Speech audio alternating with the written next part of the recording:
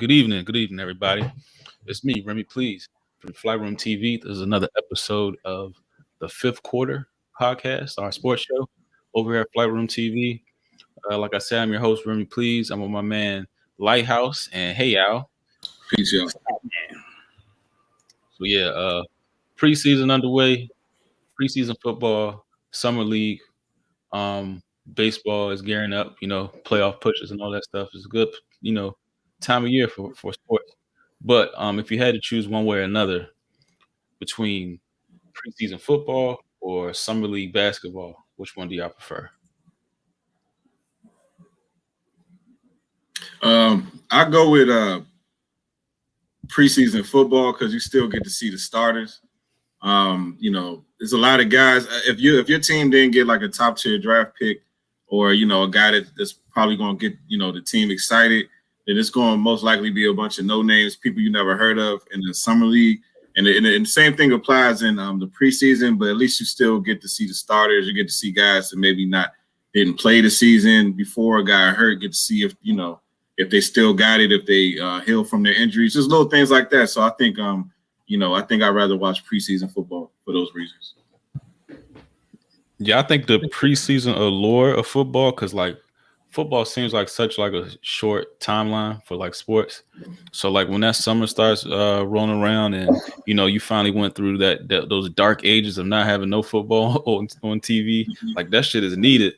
But I do feel like summer league basketball, the product is better. Like they be really like going at it, like they're fighting for their lives. To me, I think the product is better.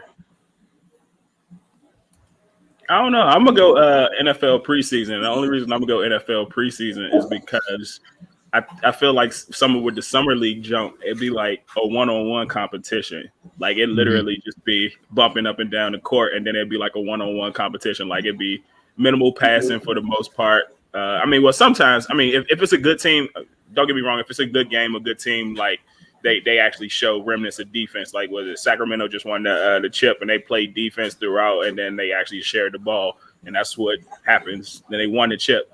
But like a lot of other teams, especially our Wizards, it was a lot of one-on-one. It was like one pass sometimes, and then a shot up, and then it's just terrible basketball sometimes. That's why we sorry. But, exactly.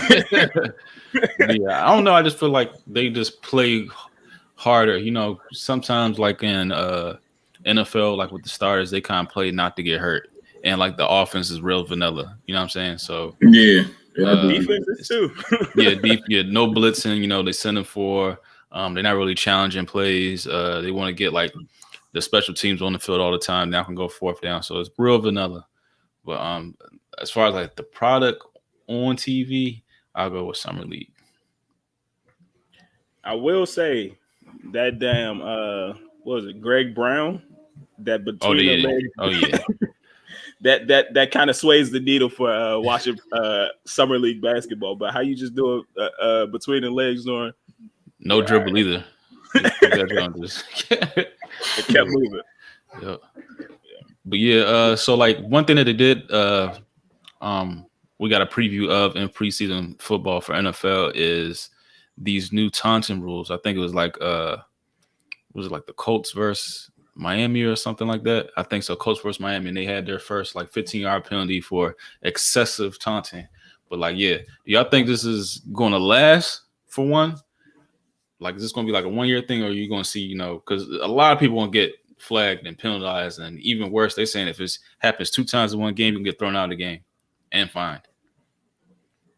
What exactly are they talking about now? Like, what's the new taunts that they? It's almost like when they show like videos. Yeah, they show like videos of like examples of it. It's just you getting up and like clapping your hands or shit like that. Like simple stuff that we used to. Like the nigga, the running back or the play Randall talking about for the Colts and the Dolphins or whatever. It was like a running back. He ran it. I think he got like 8 or 9 yards, but it was like tough yards, tough gritty yards where he was fighting through tackles or what have you. And he got up and he did his little flex like that, simple jump like that, and he got a 15. So some of those celebrations be instinctual, like you're not even really thinking. It's just right, your body responding. So I don't know how they're going to, I don't even consider that a taunt. That's not a taunt. That's more like you just excited about the play. Exactly. your adrenaline's still pumping, and you just yeah. I honestly don't even think it's going. I don't think it's going to last the entire season, personally, because you know how it was like they had some other they had some other instances or other calls or something where it was like they started calling it and they started doing it at the very beginning of the season, and then towards the end they just stopped. Man, that's crazy. Yeah, that's nothing right there. I don't even know if he even looked at him. Right. Yeah, well, yeah, I don't think it's gonna last because it's gonna end up messing up the flow of the game if they're gonna keep throwing flags because you can literally do something like that after every single play. So I mean, right. I don't know. Even like if somebody get like a first down, they probably do like this. Probably if you do it like probably in somebody's face, they probably gonna give you a penalty. I mean, that's gonna cost people games. But where did this come from? Because I don't remember an issue with taunting where it was like, oh, we got to crack down on it. So where did this come from? The videos that they kept showing when they kept talking about this is the Tyreek Hill and the Antoine Whitfield back and forth. So that was, I mean, like those were the two main jumps that I saw. Come on, man. Come on, man. That's harmless, bro. Because I guess it was Antoine Winfield's payback when he did it in the Super Bowl game, and like that's the video that they kept showing. Yeah, that's harmless, bro. That's unnecessary to me. It's like I don't know how do you. That's hard to play like a fast hitting emotional game, ups and downs, roller coaster, feelings, and then you get ramped up. I mean, what's the point of having the whole opening celebration and you screaming and fireworks going off in the air, and you supposed to just temper all that shit down at an instant? Hey, Brian Dawkins would have never been able to survive. Hell nah. Brian Dawkins would not have been able to survive in this era right here, boy. That's all he did every play. He was on 100 every goddamn play. He was like the Russell Westbrook of football. Like he was like that kind of guy. Like, and he would talk his shit the entire time. I'm telling you, the whole time. Yeah, well, we talking about new rules. The NFL also brought in a bunch of new players.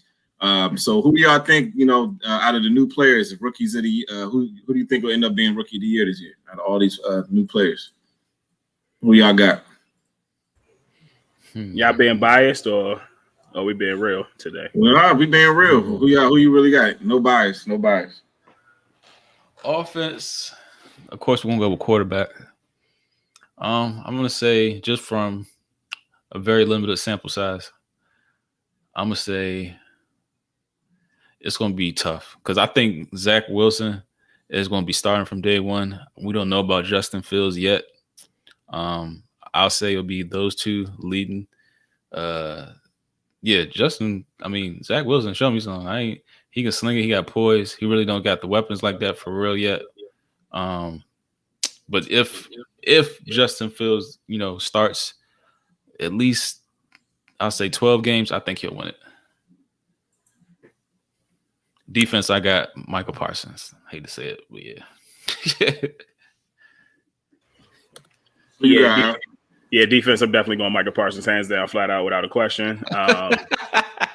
Or Patrick Surtain. No. He's a corner. So, I mean, it's definitely going to be tough for a corner. Then you already know they're going to put Michael Parsons all over the field and on defense. So, and then on offense, I think I'm going to go Jamar Chase. I don't know why. I'm going to go Jamar Chase. There's a couple of weapons out there in Cincinnati. And then he reunites with his old college quarterback. And so I guess we'll see what that does. It's not the same old Bengals either. So, well, it might be the same old Bengals. We'll figure out. Who you got, Mark? All right. So offense, I'm going with Najee Harris. Steelers running back, man, he going to get that. He going to get the ball a lot. You know what I'm saying? And he's versatile. He probably going to get some receptions. He's going to be playing. The Steelers, you can never count them out. So he probably going to play big games. He's going to have big moments. He's going to have every opportunity to shine. Defense, man, this is not a bias. This is just based off what's in front of him. Jamin Davis. If you look at the defensive line that's playing in front of him, and then you put his speed, he runs he got a 4.3 speed. They already got him starting at middle linebacker as a rookie. You know what I'm saying? That there's a lot of promise in that dude, man. So I think he probably could end up being Defensive Player of the Year just with that defensive line in front of him, giving him the room to roam. So, yeah. Do you think he played a little too long in the first preseason game, or he was trying to get them? He got to get them. He got to get them reps. Yeah, I don't have a problem with that. Yeah, and he's gonna make some. CBS NFL.com got the Jamin Davis winning Rookie of the Year too. So this ain't no bias just because I happen to be a Washington fan. Like it's other people that saying it too. So, but yeah, man, I'm gonna go. Yeah, he got the opportunity to make some splash plays too. Just the same way y'all was talking about the D line clogging up the line and making. I mean, he has the opportunity to make splash plays. Yeah, so. It's gonna be always tough though because I don't know, can he be overshadowed by a good defense? You know what I mean? But he the middle linebacker though. I feel like the middle linebacker going to probably benefit the most. You know what I'm saying? Yeah, that's true. So and probably depends on how well the team do too. We usually don't really matter what Rookie of the Year, MVP, yeah. But yeah. All right, so staying on NFL, is there anybody that y'all are circling that's going to have a big breakout year this year? Or team? I said it last year and he got hurt, so I'm going to stick with my prediction and I don't care. The Chargers and Derwin James. I guess I don't know if it counts because he was hurt last year, but I feel like this is a damn sure good opportunity for him to make a big ass splash in the league and become one of those household names as one of the best safeties in the league. The same way, was it Buda Baker did? Yeah, I'm gonna go with Matt Stafford, man, over in LA. I know a lot of people, I guess he's always put up numbers, but I feel like you put Matt Stafford in a better organization, better receivers, you know what I'm saying? I think he is in a really good position because like I said, we've always said he's an elite talent, but I feel like he never make that like next step because he just hasn't had postseason success, not a lot of regular season success. So I think if he can if they can get it together, if LA can get it together this season, I think that's going to propel him to a household name pretty much, And we know Sean McVay is going to help. Yep, exactly. Because look what he did with Jared Goff, you know what I'm saying? So I'm gonna go with Dobbins, J.K. Dobbins. That's a good Ravens. One. I think now he's gonna be, the workhorse and take the relief off Lamar because who's Big Trust was a guy carrying that load, and now it's all gonna be on him. And coming out of Ohio State, he was that dude. So, yeah, I think that's a good one. Plus, as and he's averaging like 5.6 a carry last year, if y'all ain't know. And then you throw in the fact that as Lamar's career goes further, they want him to run less and less. So, that's probably just guaranteed to get Dobbins way more carries than what Ingram was getting. You know what I'm saying? Mm-hmm. So, and he can catch out the backfield. He's the every down back. He's just like a little wiry. Yeah. Yep. Hey, shifty. No offense, but he also looks like a lot like Ray Rice back there too. he do look like Ray Rice. Maybe faster, but he definitely looked like Ray Rice. And then they the Ravens added some playmakers too. So they was Rashad Bateman, the wide receiver, as well as Sammy Watkins too. So that's J.K. Dobbins. Because you can't stuff the box pause like you like previously. So. Yeah, that's a good one. Also, I would say Chase Claypool too, but I'm glad Corey's not on the show. Oh yeah, don't say anything. We can't say anything Steelers related with Corey's on the show. Hey, but Chase Claypool was another one because you seen the flashes last year. You saw. Right. So I mean, if is he going to be their number one this year? I think he would have to be. All right. So what's up with Juju? It's Juju. So Juju pretty much what is he like? Juju back. He's back. We took a pay cut. But he's not their premier guy anymore, though. Right? Obviously, yeah. Then he would have got premier money. Yeah, there you go. And I'll throw this in there. CD fucking Lamb. I could see that. Do Dak look like he a little gimpy on that foot? Yeah. He don't look 100% to me. I don't think so. He don't look 100. Do y'all think y'all should roll him out there first week if he's still gimpy? Yes. If he's gimpy? Yeah. I don't think he's gimpy though. I think he's just like, you know how like you are tender. Yeah, you trying to fill it out and everything like that. Yeah. Soft. He meant soft. But yeah. Just a little tender. Man was tender. Okay. All right, but shit, what we on last topic? Okay. I seen this post the other day. Like, you know, we all got sons. And there's a lot of youth in the NBA right now. So if you could like influence your child to emulate a player's game, who would it be? In the NBA? Mm-hmm. I go with KD, man, because I like KD's game. I think he can play anywhere with anybody. I think he's the most efficient. He's probably like, you know, he gets the job done, like, you know, doesn't have to do a whole lot. You know, he pretty much is almost like Kawhi, like he makes the most with the least amount of effort, if that makes sense. You know what I'm saying? And I think a guy, his efficiency is definitely something that you would, you know, want to teach to a kid. You know, like you don't have to do too much, just get straight to the point, be effective. And I think KD does that very well. Yeah, I would say KD. I would say Kawhi.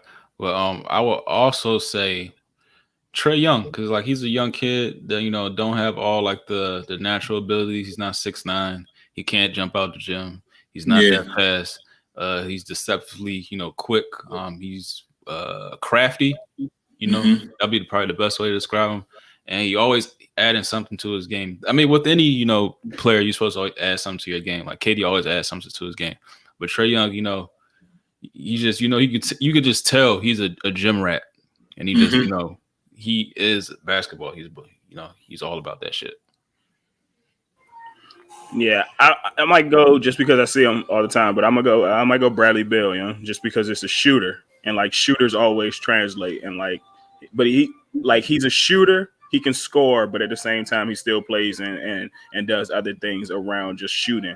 And shooting is always like can translate, whether you're gonna be the star player or you just come off the bench and you can shoot your lights out like Cam Thomas. I mean, it's shooting, and then I don't know. I mean, because he got other parts to his game, like you said, he still seems like he's adding different things, adding different packages. But at the same time, he focuses on defense too. So I know it's not the most sexiest pick, but I like because Brad's gonna stay in the league for a good period of time because of that. Like, I don't know, and he plays good minutes too. So yeah. Yeah, he always adds something to his game too. Yeah, all the time. But yeah, I probably think Kyrie. I put Kyrie as another person just because of his his creativity, man. I think that's just something to be seen. Kyrie, man, he one of those guys. Every damn time you watch him, he do some shit you ain't never seen before, and it be so like casual, like he just reacts to his environment. Right, because most people have like a set of moves in their bag, and his shit is like his always shit is just creativity, just pure creativity. And I think just, you know, as a basketball player, that's an important element just to have in your game. So I think Kyrie is like the master of that shit. So I would definitely put him. I think he'd definitely be somebody that a kid would want to model their game after. Yeah. Handles, layup, creativity, all that. Yep. Yeah, and he's not that big under the basket. Kyrie probably one of the best finishers. You know what I'm saying? He probably like 6'1", you know, so. And he's almost 50-40. He's almost 50-40-90 if he's not, right? I think he made that club last year. I want to say.